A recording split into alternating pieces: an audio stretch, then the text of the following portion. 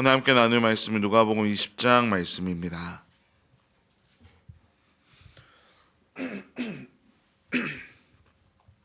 누가복음 20장 27절부터 40절까지 말씀을 저와 성도님들이 한 절씩 교독하고 마지막 40절은 함께 읽도록 하겠습니다. 부활이 없다고 주장하는 사두개인 중 어떤 이들이 와서 물어 이르되 선생님이여 모세가 우리에게 써주기를 만일 어떤 사람의 형이 아내를 두고 자식이 없이 죽으며 그 동생이 그 아내를 취하여 형을 위하여 상속자를 세울지니라 하였나이다. 그런데 칠형제가 있었는데 마지가 아내를 취하였다가 자식이 없이 죽고 그 둘째와 셋째가 그를 취하고 일곱이 다 그와 같이 자식이 없이 죽고 그 후에 여자도 죽었나이다. 일곱이 다 그를 아내로 취하였으니 부활 때에 그 중에 누구의 아내가 되리이까? 예수께서 이르시되 이 세상의 자녀들은 장가도 가고 시집도 가되 저 세상과 및 죽은 자 가운데서 부활함을 얻기에 합당히 여김을 받은 자들은 장가 가고 시집 가는 일이 없으며 그들은 다시 죽을 수도 없나니 이는 천사와 동등이요 부활의 자녀로서 하나님의 자녀임이라. 죽은 자가 살아난다는 것은 모세도 가시나무 떨기에 관한 글에서 주를 아브라함의 하나님이요 이삭의 하나님이요 야곱의 하나님이시라 칭하였나니 하나님은 죽은 자의 하나님이 아니요 살아있는 자의 하나님이시라. 하나님에게는 모든 사람이 살았느니라 하시니 서기관 중 어떤 이들이 말하되 선생님 잘 말씀하셨나이다 하니 그들은 아무것도 감히 더 물을 수 없음이더라. 아멘. 오늘 본문은 예수님과 사두개인들이 나눈 대화입니다. 사두개인들은 부활을 믿지 않는 사람이었습니다. 그래서 예수님께 나와 말도 안 되는 질문을 던지면서 부활이 얼마나 비현실적인 개념인지를 드러내려고 했습니다. 하지만 예수님께서는 오히려 그들의 질문을 통해 부활이 얼마나 놀라운 진리인지를 분명하게 드러내 주십니다. 오늘 이 새벽에 이 본문을 함께 살펴보면서 우리 안에 부활에 대한 믿음과 소망이 더욱더 굳건해지기를 간절히 소망합니다. 사두개인들은 신명기 25장에 나오는 율법을 근거로 하나의 상황을 가정합니다. 제가 신명기 25장 5절을 한번 읽어드리겠습니다. 형제들이 함께 사는데 그중 하나가 죽고 아들이 없거든 그 죽은 자의 아내는 나가서 타인에게 시집가지 말 것이요 그의 남편의 형제가 그에게로 들어가서 그를 맞이하여 아내로 삼아 그의 남편의 형제된 의무를 그에게 다 행할 것이요. 이 율법을 토대로 사두개인들은 어떤 여인이 남편을 잃고 그 형제들과 차례로 결혼을 했는데 모두가 자식이 없이 죽게 되면 부활의 때에 누가 그 여인의 남편이 되냐고 이야기를 한 것입니다. 사실 이 질문은 하나님을 더 알아가기 위해서 또 하나님을 믿는 삶을 더 잘 살아가기 위해서 한 질문이 아니었습니다. 그저 부활이라는 개념을 조롱하기 위해 나온 질문이었습니다. 부활을 제대로 알지도 못했고 알려고도 하지 않았던 사두개인들은 부활 이전과 부활 이후의 삶이 똑같은 것이라고 오해하고 있었기 때문입니다. 그래서 예수님께서는 34절부터 그들에게 이 땅의 삶과 부활 이후의 삶이 전혀 다르다고 말씀하시면서 이 세상의 자녀들은 장가도 가고 시집도 가되 저 세상과 죽은 자 가운데서 부활함을 얻기에 합당함을 여김받은 자들은 장가가고 시집가는 일이 없다고 설명해 주셨습니다.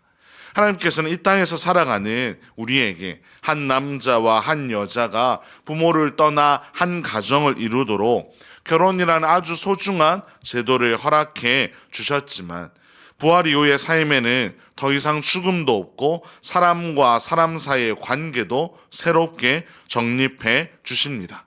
더 이상 육체적인 한계나 조건에 매이지 않고 하나님과의 온전한 관계 속에서 살아가도록 우리를 만들어 주시기 때문입니다.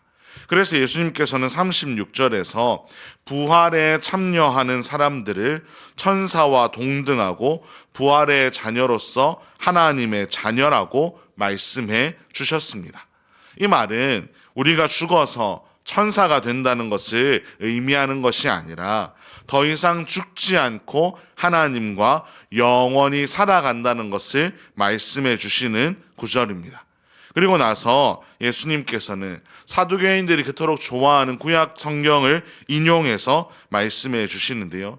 출애굽기 3장 6절에는 모세가 떨기나무 아래에서 하나님과 마주하는 장면이 나옵니다. 하나님께서 모세에게 이렇게 자신을 소개해 주셨습니다.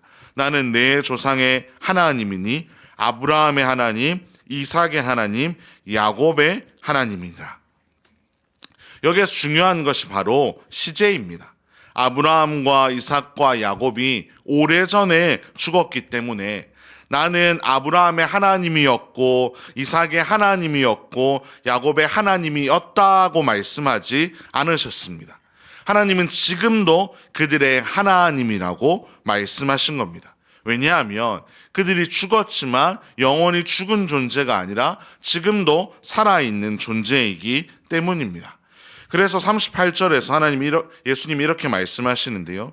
하나님은 죽은 자의 하나님이 아니요 살아있는 자의 하나님이시라.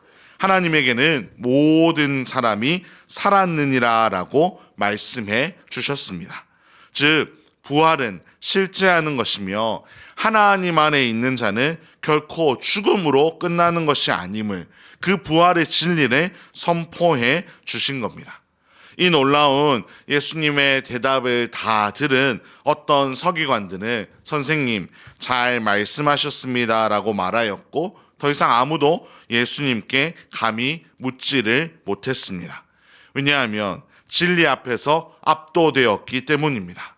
권위 있고 지혜로운 예수님의 이 부활에 대한 말씀이 정말로 부활에 대해서 절실하게 느낄 수 있게 해 주었기 때문입니다. 사랑하는 성도 여러분, 사두개인들은 죽음 이후의 삶을 믿지 않았습니다. 그들은 이 땅의 것에만 의지하고 지금 누리는 것이 전부라고 생각했습니다. 하지만 예수님께서는 분명하게 말씀해 주셨습니다. 부활은 실제하는 것이며 하나님은 산자의 하나님이시라는 것입니다. 우리 역시 이 땅에서의 삶에 집중하다 보면 마치 모든 것이 여기에서 끝날 것처럼 여겨질 때가 있습니다. 그러나 우리는 기억해야 됩니다. 부활이 있습니다. 그리고 이 땅의 삶은 잠시이며 영원한 삶이 우리를 기다리고 있음을 우리는 기억해야 할 줄로 믿습니다. 그렇기 때문에 우리는 하나님께서 이 땅에서 허락하신 이 삶을 어떻게 살아갈지를 잘 고민하며 하나님이 부르시는 그날까지 모든 삶의 순간순간마다 정직하게 사랑을 실천하며 믿음으로 살아가야 할 줄로 믿습니다. 이 새벽에 기도하실 때 부활의 소망이 우리를 붙들어 달라고 기도하시고 지금도 하나님께서 우리와 함께 하심을 기억하며 오늘도 하나님의 자녀답게 바른 길을 걸어가고 사랑을 실천하며 살아가게 해달라고 기도하시기를 소망합니다. 그리고 우리 가정과 우리 교회가 이 부활의 소망을 이 땅 가운데 잘 드러내며 살아가게 해달라고 기도하시며 그렇게 하나님께 귀하게 쓰임받는 저와 모든 성도님들이 되시기를 주님의 이름으로 축원합니다. 기도하겠습니다.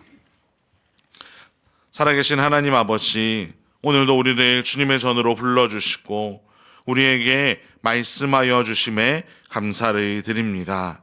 하나님, 오늘 본문을 통해 하나님이 죽은 자의 하나님이 아니라 산자의 하나님이심을 다시 한번 깨닫게 하심에 감사를 드립니다.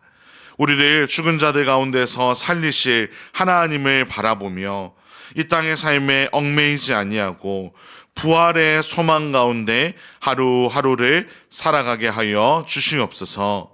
특별히 하나님께서 우리에게 맡기신 이 땅에서의 삶이 하나님의 뜻 안에 서게 하시고 하나님의 성품을 닮아 사랑을 아낌없이 흘려보내는 우리의 인생이 되게 하여 주시옵소서.